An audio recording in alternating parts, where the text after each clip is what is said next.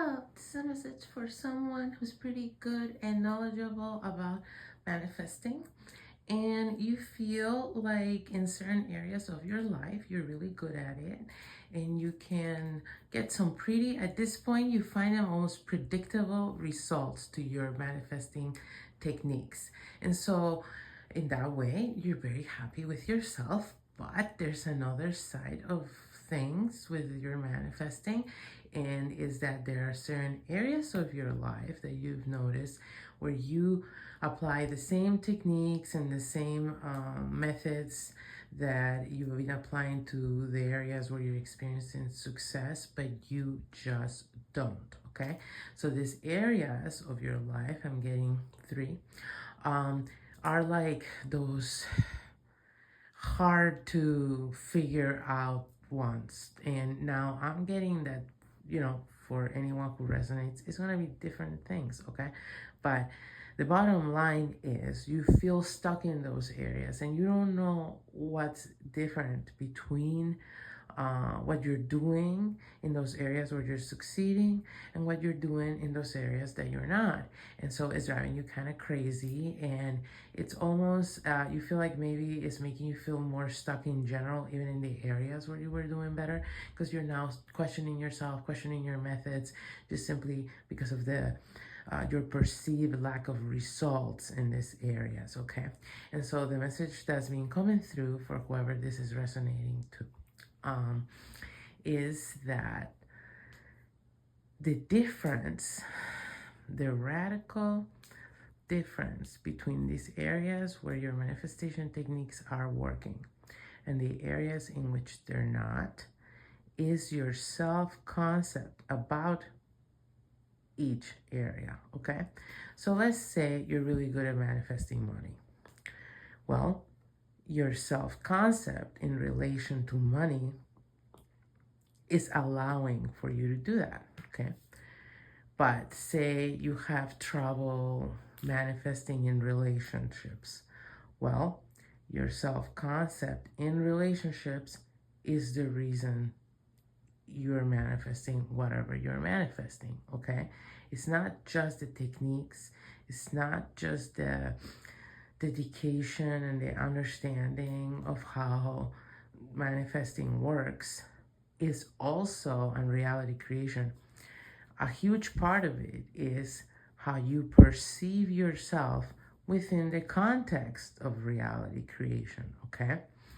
If you subconsciously have put a glass ceiling and glass walls around yourself,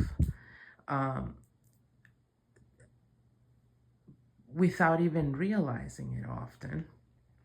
We do this because we pick it up from our surroundings, usually when we're little kids. And these are the things that really become blind spots when we're older, trying to manifest, regardless of how educated we are on the subject. They become blind spots because we learned it before we were aware that we were even learning anything, okay? You know how they say little kids are sponges? It's like before age 7, you're picking things up in a way that you're not even conscious of, okay? You're not conscious that you're copying your mother. You just are, okay? And so these are usually the areas, and I'm getting where this message is for, this is specifically that for you. These are the areas that are these blind spots for you. The reason you can't manifest, say, the ideal relationship you want is because you absorbed some kind of concept of what relationships could be for you before you even realized you were doing that. So you probably absorbed it from your caregivers and whatever relationships they were experiencing at the time and the way they were communicating that to you and expressing that in general, okay? So say you were in an environment where your parents didn't get along, and there was a lot of fighting and tension and high passions, for better and worse, and you just soaked all that in. Well, when you get older, no matter what you do manifesting wise, you might only be able to manifest relationships that feel that way. Okay? Regardless of manifesting different kind of partners, different kind of lifestyles, different kind of connections, you might inevitably find yourself in super intense, dramatic, highly polarizing and volatile relationships, simply because that's your concept that you took on of what a relationship was, okay? And so you inadvertently applied it to yourself as not just what a relationship was, but the kind of relationship you would have access to having, okay? And you just archive that as like the only option. Now, this is something that thankfully one can actually really work on as an adult on your own. Once you've identified these blind spots, say relationships, but it could be anything, then you can uncover what your real self-concept is. This is the exercise that will, make the difference. You need to get on, it's good to do it in a notebook with a physical pen, because of it is easier to connect to your subconscious mind when you do that, through automatic writing. But in general, I feel like it's easier to tap with your inner self when you're writing with pen on paper.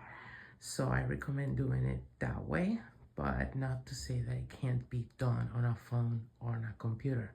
But you should, to understand your self-concept on any given subject, you need to start writing I phrases of what you consider your reality to be.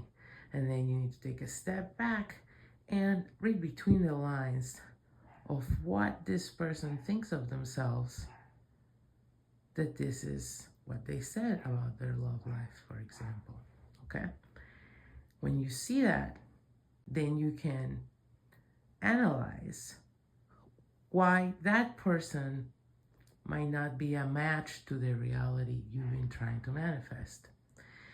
And then you can identify what things need to shift in terms of internal beliefs about what your love life is, in order to manifest this shifted reality. So hopefully I explained that correctly, and hopefully that was helpful.